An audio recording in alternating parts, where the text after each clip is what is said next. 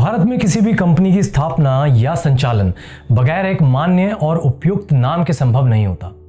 लेकिन अगर आपने पहले से ही एक मान्य और उपयुक्त नाम के साथ अपनी कंपनी को स्थापित कर लिया है और किसी कारण से ये नाम आपकी आवश्यकताओं को अब पूरा नहीं कर पा रहा, तो क्या आप इसे अब भी बदल सकते हैं? हाँ, बिल्कुल बदल सकते हैं।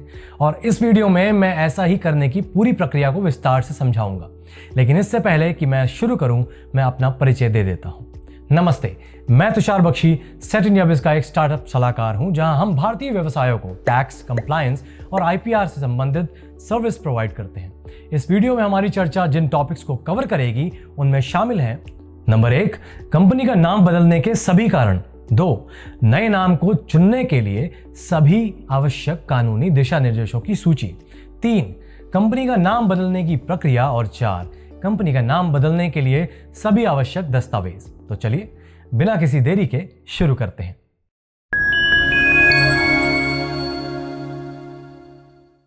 किसी कंपनी को अपना नाम क्यों बदलना चाहिए? एक कंपनी का नाम उसके वैल्यू, मिशन और ब्रांड को दर्शाता है, साथ कि मार्केट के उसके कंपेटिटर्स के बीच उसे एक अलग पहचान भी देता है। इसलिए कंपनी का नाम काफी सावधानी से और सोच समझकर चुना जाना चाहिए, ताकि बाद में इसके कारण कोई परेशानी ना आए। और अगर कोई परेशानी आ भी जाती है तो इसे दोबारा बदलने में कोई बुराई नहीं। कंपनी का नाम बदलने के कई कारण हो सकते हैं, जैसे कि अगर कंपनी का वर्तमान नाम उसके मिशन, मूल्यों और ब्रांड को सही तरीके से रिप्रेजेंट नहीं कर पा रहा है, तो इसे किसी नए बेहतर नाम के साथ बदला जा सकता है। उदाहरण के लिए, एक कंपनी जिसने केवल एक प्रकार के प्रोडक्ट के साथ अपने बिजनेस की शुरुआत की थी, अब अपने प्रोडक्ट्स की रेंज को बढ़ाना चाह रही है, तो जाहिर है कि इसे एक नए नाम के साथ अपने बिजनेस की रीब्रांडिंग करनी होगी। कंपनी का नाम बदलने के पीछे एक और कारण यह भी हो सकता है कि इसे किसी अन्य ऑर्गेनाइजेशन के साथ मर्ज किया जा रहा है। ऐसे में मर्ज्ड एंटिटी की अपनी एक अलग पहचान होगी, जिसमें कंपनी की पुरानी पहचान की कोई जगह नहीं। तो कंपनी का नाम बदलना यहां स्पष्ट रूप से जायज है। एक कंपनी अपना नाम बदलने पर तब भी मजबूर हो जाती है जब वो किसी नेगेटिव रेपुटेशन का शिकार होती है। रेपुटेशन चेंज करने के लिए नाम चेंज करने से बेहतर और कोई उपाय नहीं। नाम बदलने से पहले आपको कंपनी की ब्रांड आइडेंटिटी, कस्टमर बेस और मार्केट में इसकी ओवरऑल रेपुटेशन पर पड़ने वाले प्रभाव को भी एनालाइज करना होगा। अब तक हमने उन कारणों को डिस्कस किया जिनके अधीन कंपनी अपने नाम को स्वेच्छा से बदल सकती है।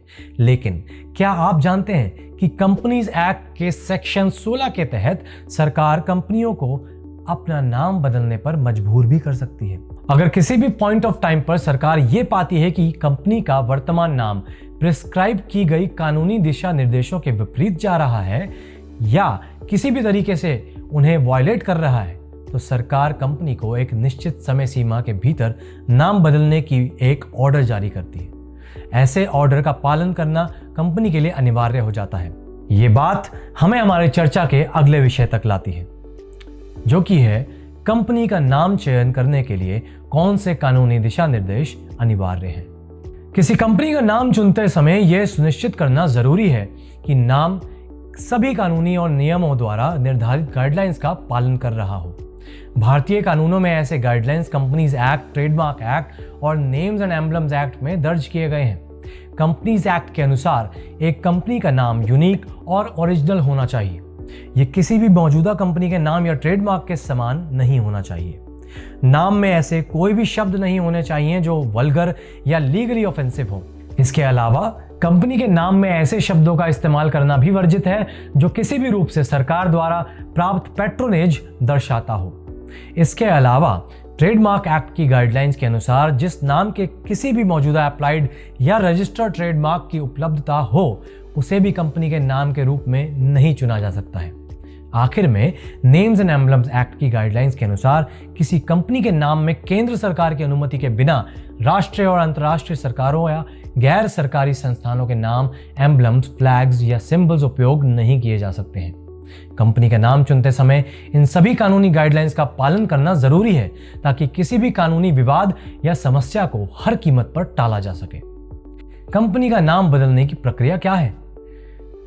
आपके लिए कंपनी का नाम बदलना जटिल हो सकता है अगर आप इसकी कानूनी प्रक्रिया से अवगत ना हो। इसलिए मैं आपको ऐसा करने की पूरी प्रक्रिया स्टेप बाय स्टेप समझाऊंगा। स्टेप नंबर 1, एक मान्य और उपलब्ध नाम चुनें। आप पहले ही देख चुके हैं कि कंपनी के लिए एक उपयुक्त नाम चुनना कितना कठिन है और इसके लिए कितनी सारी गाइडलाइंस को फॉलो करना पड़ता है। अगर आपने सभी गाइडलाइंस फॉलो करके एक मान्य नाम चुन भी लिया हो तो क्या आप उसका उपयोग बिना ये जांचे कर सकते हैं कि वो आपके लिए उपलब्ध है भी या नहीं? वास्तव में कंपनी का नाम बदलने की प्रक्रिया शुरू करने से पहले एक वैध और उपलब्ध नाम चुनना सबसे बुनियादी आवश्यकता है, जिसे पूरा किए बिना आप प्रोसेस को आगे नहीं बढ़ा सकते। इसलिए मेरी सलाह है कि आप इस काम के लिए एक्सपर्ट प्रोफेशनल गाइडेंस लें और इसके लिए सेट इंडिया बिज से बेहतर कोई विकल्प नहीं है। आप हमारे कानूनी सलाहकारों से डिस्क्रिप्शन में दिए गए नंबर पर संपर्क कर सकते हैं। स्टेप नंबर 2, चुने गए नाम को अप्रूव करने के लिए बोर्ड ऑफ डायरेक्टर्स की एक मीटिंग बुलाएं। कंपनी का नया नाम चुनने के बाद इस पर डायरेक्टर्स की मंजूरी लेना जरूरी है, जिसके लिए आपको बोर्ड की एक मीटिंग बुलानी होगी। नए नाम को मंजूरी देने के लिए बोर्ड एक रेजोल्यूशन पारित करेगी, जिसके बाद आप प्रक्रिया को आगे बढ़ा सकते हैं। स्टेप नंबर 3, सिलेक्टेड और अप्रूव्ड नाम को आरओसी के पास रिजर्व करें। बोर्ड की मंजूरी के बाद कंपनी को INC 1 या रन फॉर्म द्वारा चुने गए नाम को रजिस्ट्रार ऑफ कंपनीज यानी आरओसी के पास रिजर्व करना होगा। फॉर्म में एट अ टाइम 2 नामों को उनके प्रेफरेंस ऑर्डर में प्रपोज किया जा सकता है। आरओसी इन दोनों नामों की वैधता और उपलब्धता की जांच करेगी और उस नाम को कंपनी के लिए रिजर्व करेगी जो जांच के अनुसार सबसे सटीक हो। अगर दोनों ही नाम वैध और उपलब्ध पाए जाते हैं तो आरओसी उस नाम को प्रेफरेंस देगी जो एप्लीकेंट ने फॉर्म में पहले दर्ज की हो, और यदि दोनों ही नाम अवैध और अनुपलब्ध पाए जाते हैं तो उसी फॉर्म को दोबारा 2 नए नामों के साथ रीसबमिट किया जा सकता है। रीसबमिटेड फॉर्म्स के लिए कोई आवेदन शुल्क जमा करने की जरूरत नहीं है और आपको रन फॉर्म में ऐसे कुल 2 रीसबमिशंस की चांसेस मिलती हैं। हालांकि अगर दोनों ही रीसबमिशंस के बाद भी कोई नाम रिजर्व नहीं हो पाता है तो एप्लीकेंट को फ्रेश एप्लीकेशन दाखिल करने की जरूरत होगी। आरओसी द्वारा एक बार नाम रिजर्व हो जाए तो रिजर्वेशन की तारीख से 60 दिनों तक ये वैध रहता है। स्टेप नंबर 4, रिजर्व नाम को अडॉप्ट करने के लिए एक और बोर्ड मीटिंग बुलाएं। आरओसी द्वारा नाम रिजर्व किए जाने के बाद कंपनी को इसे अडॉप्ट करने के लिए दोबारा बोर्ड मीटिंग बुलानी होगी। इस मीटिंग में रिजर्व नाम अडॉप्ट करने के लिए एक रेजोल्यूशन पारित किया जाएगा। इसके अलावा शेयर होल्डर्स की एक्स्ट्राऑर्डिनरी जनरल मीटिंग के टाइम, डेट और वेन्यू भी इसी मीटिंग में निर्धारित की जाएगी और आगे की प्रोसेस के लिए ऑथराइज्ड डायरेक्टर को भी यहीं सिलेक्ट किया जाएगा। स्टेप नंबर 5, नए नाम के अडॉप्शन के अप्रूवल के लिए EGM बुलाएं। EGM की नोटिस कंपनी के सभी शेयर होल्डर्स, अकाउंटेंट्स और डायरेक्टर्स को मीटिंग की तारीख से 21 दिन पहले भेजी जानी चाहिए। इस मीटिंग में शेयर होल्डर्स बोर्ड के द्वारा अडॉप्ट किए गए नाम को स्पेशल रेजोल्यूशन पारित करके अप्रूव करते हैं। शेयर होल्डर्स की अप्रूवल के बिना कंपनी अपने नए नाम को यूज नहीं कर सकती है। स्टेप नंबर 6, आरओसी को ई फॉर्म MGT 14 और INC 24 यानी 24 फाइल करें। शेयर होल्डर्स की अप्रूवल लेने के बाद कंपनी को निर्धारित ड्यू डेट से पहले आरओसी को 2 फॉर्म्स दाखिल करने होंगे। पहला MGT 14 जिसे EGM में स्पेशल रेजोल्यूशन पारित होने के 30 दिनों के भीतर दायर किया जाना चाहिए और दूसरा फॉर्म INC 24 जिसे नाम अप्रूव होने के 60 दिनों के भीतर या स्पेशल रेजोल्यूशन पास होने के 30 दिनों के भीतर दाखिल किया जाना चाहिए। MGT 14 मूल रूप से वो फॉर्म है जिसमें कंपनी बोर्ड मीटिंग और जनरल मीटिंग में पारित प्रस्तावों को आरओसी को सबमिट करती है, जबकि INC 24 वो फॉर्म है जिसके माध्यम से कंपनी आरओसी को बदले हुए नाम की रजिस्ट्रेशन और एक नई सर्टिफिकेट ऑफ इनकॉर्पोरेशन जारी करने के लिए आवेदन करती है। कुछ ही मिनटों में मैं उन सभी दस्तावेजों की सूची आपसे साझा करूंगा जिन्हें इन दोनों फॉर्म्स के साथ फाइल करना जरूरी है, लेकिन अभी के लिए मैं नाम चेंज प्रोसेस की आखिरी स्टेप समझा देता हूं जो कि है स्टेप नंबर 7, आरओसी से नई इनकॉर्पोरेशन सर्टिफिकेट प्राप्त करें। आरओसी जमा किए गए दस्तावेजों और फॉर्म्स को एग्जामिन और वेरीफाई करेगी। अगर यह वेरिफिकेशन सक्सेसफुल है तो आरओसी नए नाम को रजिस्टर करेगी और इसी के साथ कंपनी को फॉर्म INC 25 में एक नई इनकॉर्पोरेशन सर्टिफिकेट जारी करेगी। इनकॉर्पोरेशन सर्टिफिकेट प्राप्त करने के बाद कंपनी अपने नए नाम का उपयोग कर सकती है।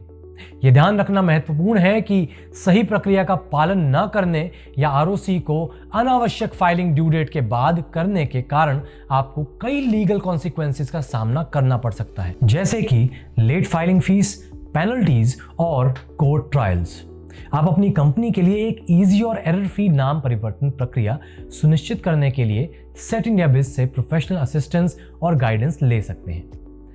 MGT 14 और INC 24 दाखिल करने के लिए आवश्यक दस्तावेज क्या हैं? मैंने पहले ही इस वीडियो में इन दोनों फॉर्म्स के पर्पस को समझा दिया है, लेकिन और भी क्लियर अंडरस्टैंडिंग के लिए मैं एक बार फिर से दोहराता हूं। फॉर्म MGT 14 के माध्यम से आप अपनी कंपनी के मीटिंग्स में पारित रेजोल्यूशंस को आरओसी के पास जमा कर सकते हैं, क्योंकि कंपनी का नाम बदलते समय केवल 2 ही मीटिंग्स आयोजित की जाती हैं, पहली बोर्ड मीटिंग और दूसरी जनरल मीटिंग। तो दोनों ही मीटिंग्स में पारित रेजोल्यूशंस MGT 14 फॉर्म में आरओसी को दाखिल करना आवश्यक है। आपकी स्क्रीन पर दिख रही टेबल में उन सभी दस्तावेजों की पूरी सूची है जिन्हें आपको फॉर्म MGT 14 के साथ सबमिट करना होगा। मैं इन सभी दस्तावेजों को आपके लिए लिस्ट कर देता हूं। 1. EGM में नाम परिवर्तन को मंजूरी देने वाले स्पेशल रेजोल्यूशन की कॉपी। 2. शेयर होल्डर्स के जनरल मीटिंग की नोटिस। 3. EGM की मिनट्स ऑफ मीटिंग और एक्सप्लेनेटरी स्टेटमेंट्स। 4. परिवर्तित नाम के बारे में प्रकाशित न्यूज़पेपर एडवर्टाइजमेंट की एक कॉपी अगर एप्लीकेबल हो तो। 5. नेम चेंज के डिसीजन को मंजूरी देने वाली बोर्ड रेजोल्यूशन की ओरिजिनल कॉपी। 6. ऑल्टर्ड MOA और AOA की साइंड कॉपीज। और 7. जो कि है प्रैक्टिसिंग CA या CS द्वारा एक सर्टिफिकेशन जो प्रमाणित करता हो कि कंपनीज के नाम परिवर्तन के संबंध में कंपनीज एक्ट 2013 के सभी प्रावधानों को फॉलो किया गया है। कंपनी का नाम बदलने की प्रक्रिया में आरओसी को जो दूसरी फॉर्म फाइल करनी पड़ती है वो है INC 24। इसका उपयोग कंपनी के नए नाम के विषय में आरओसी को सूचित करने के लिए किया जाता है। इस फॉर्म के जरिए कंपनी आरओसी को रिक्वेस्ट करती है कि वो रजिस्ट्रार ऑफ कंपनीज और अन्य सभी रिकॉर्ड्स में कंपनी का नया नाम दर्ज करें और साथ ही उसे एक नई सर्टिफिकेट ऑफ इनकॉर्पोरेशन जारी कर दें। INC 24 फॉर्म के साथ आपको जिन दस्तावेजों को सबमिट करना होता है उसकी पूरी सूची स्क्रीन पर शो हो रही टेबल में मौजूद है। मैं आपके लिए इन सभी दस्तावेजों को लिस्ट कर देता हूं। पहला, नेम चेंज की डिसीजन को मंजूरी देने वाली बोर्ड रेजोल्यूशन की एक कॉपी। दूसरा, चेंज नेम को अडॉप्ट करने वाली स्पेशल रेजोल्यूशन की एक कॉपी। तीसरा, ऑल्टर्ड MOA और AOA की साइंड कॉपीज। चौथा, जनरल मीटिंग के लिए शेयर होल्डर्स को भेजी गई नोटिस की कॉपी। पांचवा, जनरल मीटिंग के मिनट्स ऑफ मीटिंग की कॉपी। छठा, परिवर्तित नाम के बारे में प्रकाशित न्यूज़पेपर एडवर्टाइजमेंट की कॉपी अगर एप्लीकेबल हो तो। सातवां, नाम बदलने के बाद कंपनी के नॉमिनल कैपिटल की डिटेल्स। आठवां, प्रैक्टिसिंग CA या CS से एक सर्टिफिकेशन जो प्रमाणित करता हो कि कंपनी ने नाम परिवर्तन के संबंध में कंपनीज एक्ट 2013 के सभी प्रावधानों को फॉलो किया है। इसके साथ ही हम इस वीडियो के अंत तक आ पहुंचे हैं। मुझे उम्मीद है कि अब तक आपको कंपनी की नेम चेंज के बारे में स्पष्ट समझ हो गई होगी। अगर आपको अभी भी कोई संदेह है तो आप हमसे नीचे कमेंट्स में पूछ सकते हैं, और अगर आप इसके बारे में और अधिक जानने में रुचि रखते हैं तो आप हमारी वेबसाइट देख सकते हैं, लिंक डिस्क्रिप्शन बॉक्स में है। आप हमें 9899600605 पर कॉल या व्हाट्सएप पर भी संपर्क कर सकते हैं। अगर आपको यह वीडियो हेल्पफुल लगा तो इसे लाइक करें, शेयर करें और ऐसे ही कई और इन्फॉर्मेटिव कंटेंट्स के लिए हमारे चैनल को सब्सक्राइब करें। नोटिफिकेशन बेल पर क्लिक करना ना भूलें ताकि जब भी हम कोई नई वीडियो पोस्ट करें आपको उसकी नोटिफिकेशन सबसे पहले मिले। देखने के लिए धन्यवाद। हमारे अन्य वीडियो जरूर देखें।